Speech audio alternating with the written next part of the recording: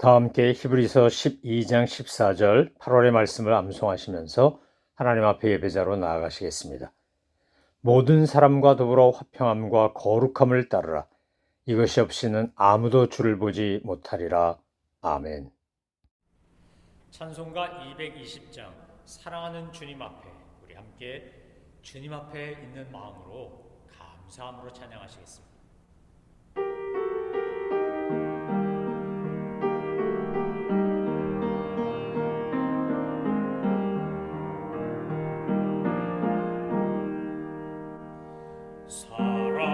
사랑하는 주님 앞에 형제자매 한자리에 크신 은혜 생각하며 즐거운 찬송 부르네.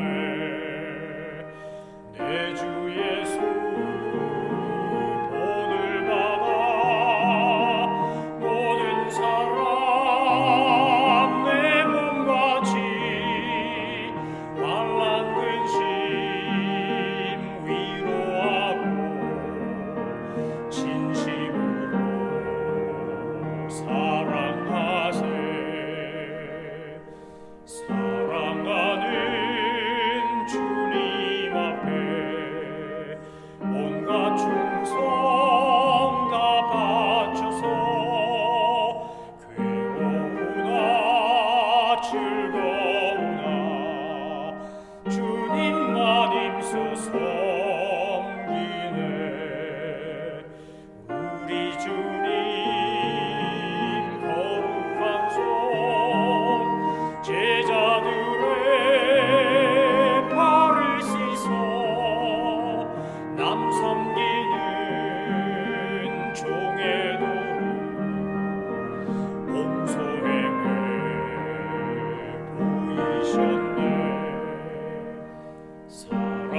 사랑하는 주님 예수 같은 주로 섬기나니 한피바다 한 몸이룬 형제여 친구들이여 한 몸같이 친밀하고 마음으로 하나 되어 우리 주님 크신 뜻을 지성으로 준행하세. 하나님께서 오늘 우리에게 주신 말씀은 사무엘상 18장입니다.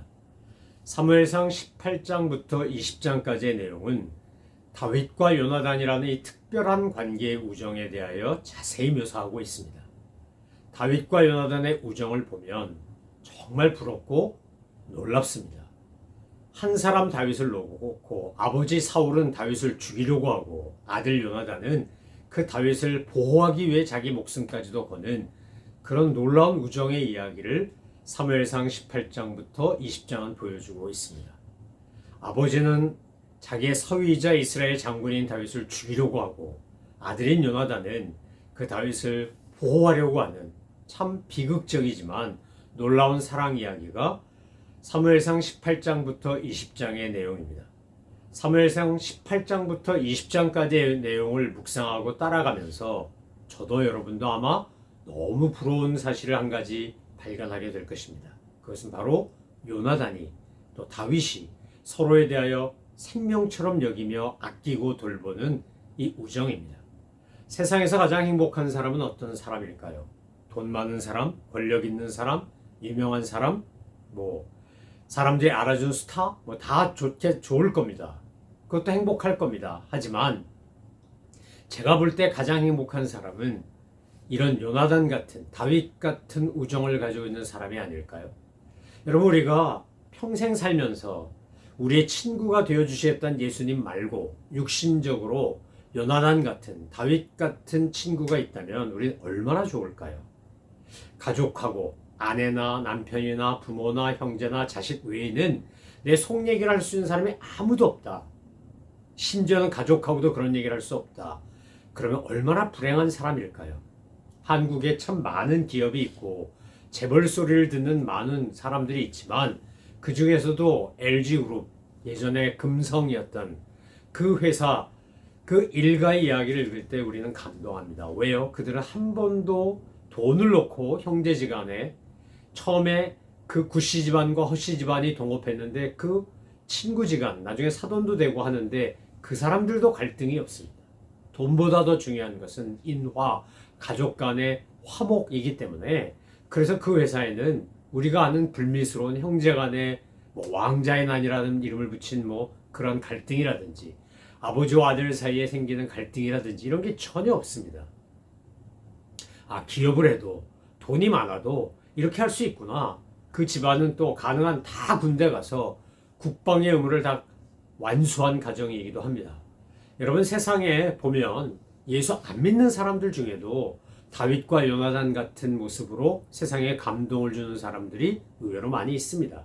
그런데 우리는 예수님을 믿고 예수님이 우리의 친구가 되어 주시겠다고 했는데도 불구하고 우리는 왜 그런 아름다운 우정의 관계를 제대로 이어가지 못하거나 만들지 못하는 것일까요? 왜 요나단과 다윗의 이야기를 읽으며 그저 부러워만 해야 되는 것일까요? 오늘 본문을 자세히 읽어보면 다윗과 요나단의 관계 속에서 우리가 배우고 따라해야 될 아주 중요한 모범이 먼저 나옵니다. 그것은 바로 18장 1절 이하에 나오는 요나단의 모습입니다. 요나단이 다윗에게 보여주는 모습을 보면 힘 있는 자가, 많이 가진 자가, 기득권이 있는 사람이, 베풀 수 있는 사람이 먼저 사랑을 베풀고 배려하고 존중할 때 아름다운 관계가 가능하다는 것을 보여줍니다. 하나님께서 요나단에게 주신 믿음의 눈을 가지고 요나단은 다윗을 바라보았습니다. 반면에 사울은 믿음의 눈으로 요나단처럼 다윗을 바라보는 것이 아니라 인간의 눈으로 다윗을 바라봅니다. 처음엔 사울도 다윗을 좋아했습니다. 사랑했습니다.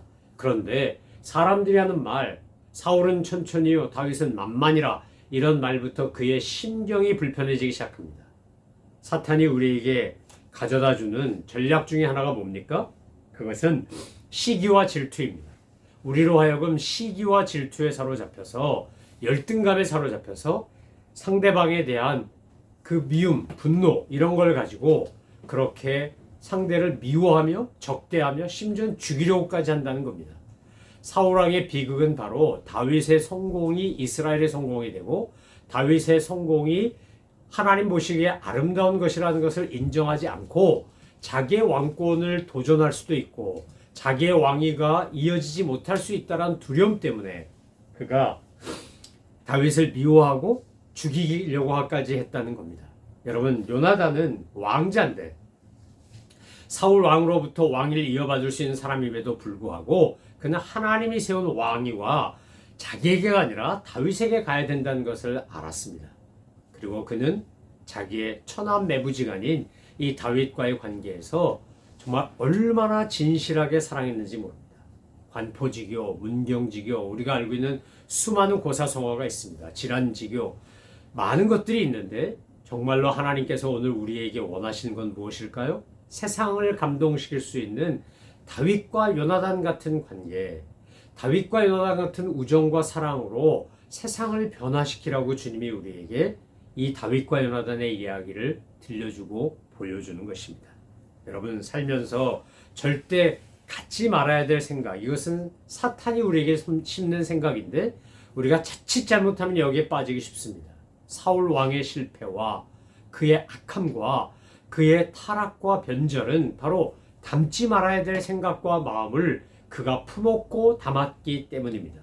여러분, 우리가 흔히 세상을 살면서 빠지기 쉬운 작은 함정이지만 이것을 조심해야 되는 이유가 그것입니다. 첫 번째는 바로 시기, 질투입니다.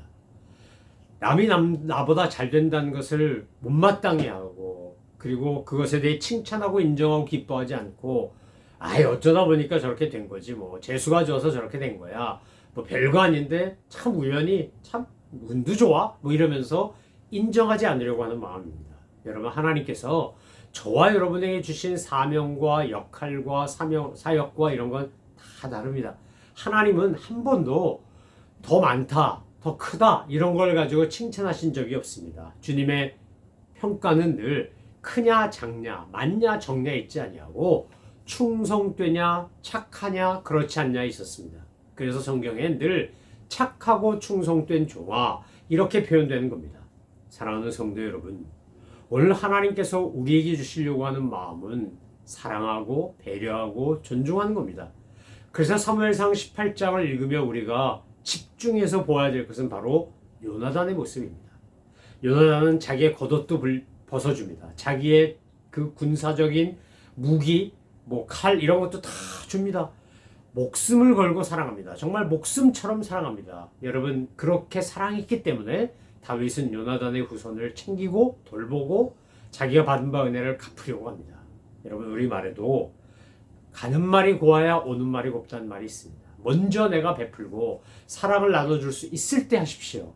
요나단이 왕자였기 때문에, 그는 왕의 아들이었기 때문에, 그는 다윗과 달리 높은 신분을 가졌기 때문에 가진 것도 많았고 누린 것도 많았고 그가 할 수 있는 것도 많았습니다. 그래서 자기는 할 수 있는 최선을 다해서 이제 다윗을 돌봅니다. 하나님이 주신 마음대로, 사탄이 준 시기 질투가 아니라 하나님이 준 사랑의 마음을 가지고 다윗을 돌보는 겁니다. 반면에 사울은 어떻습니까?